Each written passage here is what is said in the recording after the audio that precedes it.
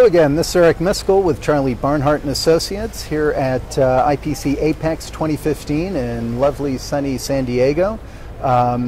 Taking some time today to meet with some industry colleagues, and I'm very glad to have with us today George Hamilton. George is the CEO of Applied Technical Services. We call him ATS for short. It's a contract manufacturer, North American based, with facilities both in Washington State and in Mexico.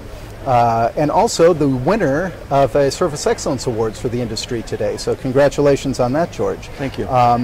Known George for many years. They've been and visited. I've been fortunate to be able to visit your facilities, both up in Seattle, north of Seattle, excuse me, and down in Mexico. I've always been very impressed with both the strategic focus and the operational excellence with which you folks perform. So the very good company, and glad you could join us today.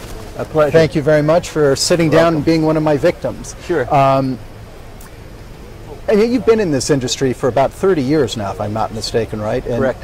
And EMS is not an easy industry. So, you know, why did you choose this direction 30 years ago? Why EMS? The industry fits me. Actually, I like the industry. And I discovered this in my first business. I started a parking garage in downtown Seattle in my sophomore year in college.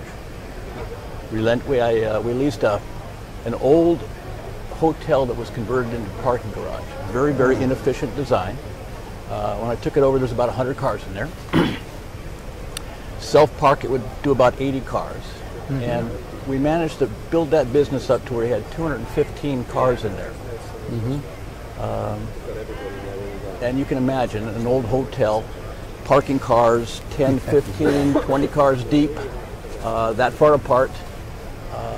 I had a 4-man crew in the morning, college students, and a 4-man crew in the afternoon. Morning crew would bring them in, park them so that they would come out in the order they're coming out in the afternoon. My guys would stand on the corner and they'd watch for customers. They'd run 3 flights up or 2 flights down, grab the car, have the car at the front of the garage, open the door, and have it ready for the customer. So how does that apply to contract manufacturing? Yeah.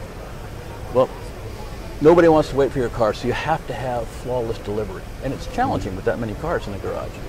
You can't wreck cars to stay in business, so your quality has to be good. You have to have good customer service, and you have to have consistent improvement. It took a long time to get there, so it was year after year and consistently coming up with new ways to park the garage. Yeah. That's a great story. I don't think I've ever heard that as long as I've known you. That's fantastic. And you're right, it directly applies in all the key areas for the service element of the contract, you know, EMS, right, the service. But tell me, so you've been doing that 30 years, and now Yes. about 10 years ago, if I'm not mistaken, you invested in Mexico. You had the facility up in outside Seattle, and you decided in Hermosillo, Mexico, so you didn't go where everybody else was either, right? True. So, you know, tell me about that decision. Why there? Why did you choose that? What drove that? 12 years ago, we had a customer that had grown to the size where they really needed a low-cost region. And like everybody else, I went to China. I knew that was where we needed to be. Yeah. I spent 6 months in China looking at facilities, looking at regions, looking at greenfields. I couldn't make it work. The customer generated 300 ECNs a year. So you can imagine, the only way it makes sense is to bring it on a boat, and 4 weeks of inventory on the boat didn't make any sense. So we started looking at Mexico. Started with the border towns, didn't like that. I loved Hermosillo. It's a beautiful city. Generations of people live there. They call it home. 5 universities, 200 kilometers south of Nogales. So it was a logical choice for us, and I'm glad I did it. They're wonderful people. They're hardworking. They're dedicated. It's been a good experience. And when everything was exploding in Mexico, it was considered the safest big city, wasn't it? I mean, it was compared to everything that was going on there, it was very stable and safe, right? So, very safe. And it was nice because I can get down there in half a day. You're in the same time zone 6 months of the year. Yeah. It's just a perfect They speak the language. They integrated very nicely into our organization.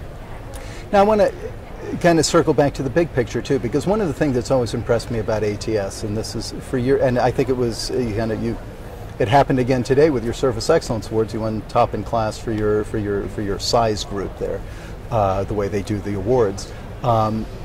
Is your customer stickiness. You have long-term relationships with customers, which in this industry, we talk about this a lot.